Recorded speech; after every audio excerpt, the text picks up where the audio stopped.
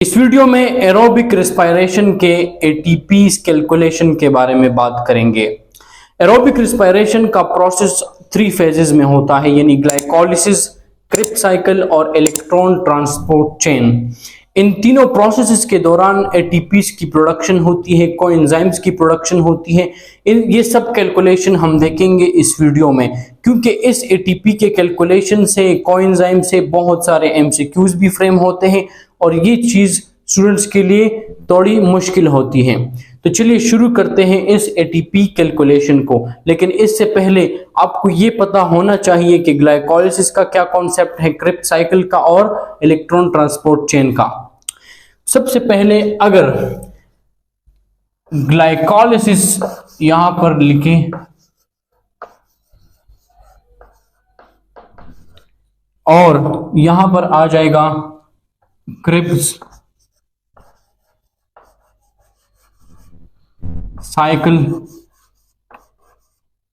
और यहां पर आ जाएगा इलेक्ट्रॉन ट्रांसपोर्ट चेन। ये 3 मेजर फेजेस हैं एरोबिक रेस्पिरेशन के। अब हमें ये पता है कि ग्लाइकोलिसिस जो है ये साइटोसोल यानी साइटोप्लाज्म में होता है और ये बाकी के जो 2 प्रोसेस हैं ये माइटोकॉन्ड्रिया में होते हैं। ग्लाइकोलिसिस और क्रिप्स साइकिल को जो चीज लिंक करती है उसे कहते हैं लिंक रिएक्शन।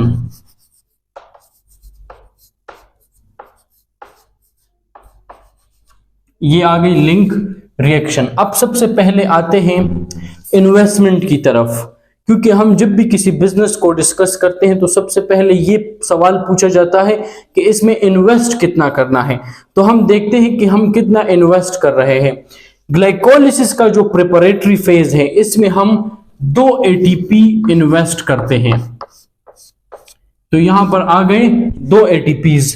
लिंक रिएक्शन में कोई इन्वेस्टमेंट नहीं होती। इस तरह क्रिप्स साइकिल में भी कोई इन्वेस्टमेंट नहीं होती।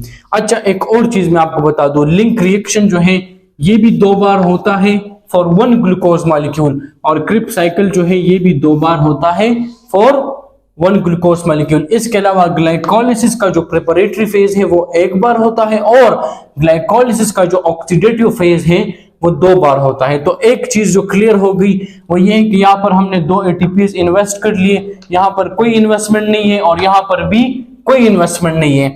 अब आते हैं सबस्ट्रेट लेवल एटीपीज की तरफ। अगर आपने ये तीनों कॉन्सेप्ट्स पढ़े हैं तो आपको पता होगा कि सबस्ट्रेट लेवल फॉस्फोराइलेशन या सबस्ट्रेट लेवल एटीपीज किसे कहते हैं। ग्लाइकोलिसिस में जो टोटल सबस्ट्रेट लेवल एटीपीज बनते हैं वो 4 हैं, 4 एटीपीज, और ये चारों के चारों ऑक्सीडेटिव फेज में बनते हैं। एक बार में 2 बनते हैं लेकिन ऑक्सीडेटिव फेज 2 बार होता है तो ये 4 आ गई। लिंक रिएक्शन में कोई ऑक्सीडेटिव सबस्ट्रेट लेवल एटीपीज नहीं बनते। क्रिप्स साइकिल में एक सबस्ट्रेट लेवल एटीपी बनता है लेकिन ये साइकिल 2 बार होता है तो 2 एटीपीज ये सबस्ट्रेट लेवल हैं। अब आते हैं कोएंजाइम NADH2 की तरफ। ग्लाइकोलिसिस में एक NADH2 प्रोड्यूस होता है इन द ऑक्सीडेटिव फेज, लेकिन ऑक्सीडेटिव फेज 2 बार होता है तो यहां पर NADH2 जो है ये आ जाएंगे 2।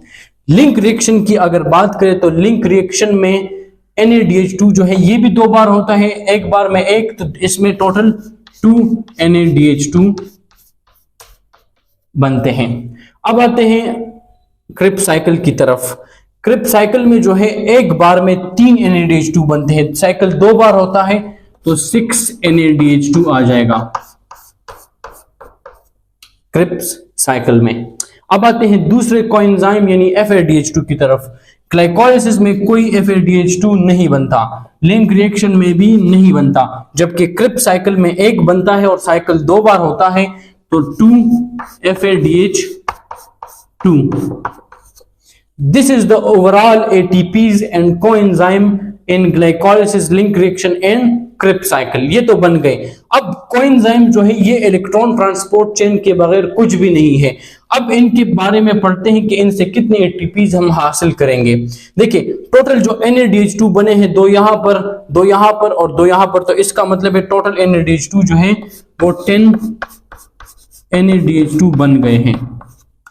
और टोटल FADH2 जो है वो यहाँ पर 2 FADH2, यहाँ पर कोई FADH2 नहीं है और यहाँ पर भी नहीं है, तो टोटल FADH2 जो है वो 2 FADH2 है। एक NADH2 जो है, अगर आप लोगों ने इलेक्ट्रॉन ट्रांसपोर्ट चेन पढ़ा है तो एक NADH2 3 ATPs यील्ड करता है, तो 10 × 3 ये 10 NADH2 जब इस इलेक्ट्रॉन ट्रांसपोर्ट चेन में आएंगे तो इससे 10 ATPs जनरेट हो 30 ATPs जनरेट हो जाएंगे। 10 × 3 30 ATPs इससे बन जाएंगे और एक FADH2 2 ATPs यील्ड करता है, तो इन 2 FADH2 से 4 ATPs बन जाएंगे। तो इसका मतलब है कि ये टोटल 34 ATPs अब तक जनरेट हो गए हैं। 34 ATP जो है ये ऑक्सीडेटिव फॉस्फोराइलेशन के जरिए बन गए हैं। अब आते हैं मजीद ATPs की तरफ। 34 तो ये हो गए। क्रिप साइकिल में 2 ATPs सबस्ट्रेट लेवल बने थे, तो इस 34 के साथ ये 2 मजीद प्लस हो जाएंगे और 4 ATPs ग्लाइकोलिसिस में सबस्ट्रेट लेवल के बने थे, तो 4 मजीद प्लस हो जाएंगे। तो 34 + 2 + 4 इससे आ जाएंगे 40 ATPs। तो टोटल जो ATPs प्रोड्यूस हुए हैं in the whole aerobic glycolysis, whole aerobic respiration for 1 glucose molecule, वो 40 ATPs हैं। अब आप कहेंगे कि सर हम जब रेस्पिरेशन का ओवरऑल रिएक्शन पढ़ते हैं तो उसमें तो 36 ATPs होते हैं, तो ये 40 कैसे हैं? अब मैं आपको बताता हूं कि ये 36 कैसे होते हैं। देखिए, ये ग्लाइकोलिसिस में जो 2 NADH2 बने हैं, ये बने हैं साइटोसोल में, यानी साइटोप्लाज्म में, और इनके बीच में माइटोकॉन्ड्रिया के 2 मेम्ब्रेन हैं। Mitochondria is a double membranous organelle. तो ये 2 NADH2 जब माइटोकॉन्ड्रिया के अंदर आएंगे इलेक्ट्रॉन ट्रांसपोर्ट चेन में ATP को प्रोड्यूस करने के लिए, तो एक NADH2 जो है वो एक ATP यूज करेगा, तो 2 NADH2 है तो 2 ATP यूज हो जाएंगे, तो 40 से हम 2 माइनस कर लेंगे। सही है। अब आते हैं ग्लाइकोलिसिस के मजीद। यहाँ पर 2 ATPs जो है वो हमने शुरू में इन्वेस्ट किए थे और हमें अपने वो 2 ATP वापस चाहिए, तो ये 2 ATPs हम मजीद माइनस करेंगे। तो 40 से जब 4 माइनस होगा तो यहाँ पर टोटल ATPs जो प्रोड्यूस हुए हैं वो है 36 ATPs। This is how the 36 ATPs are produce.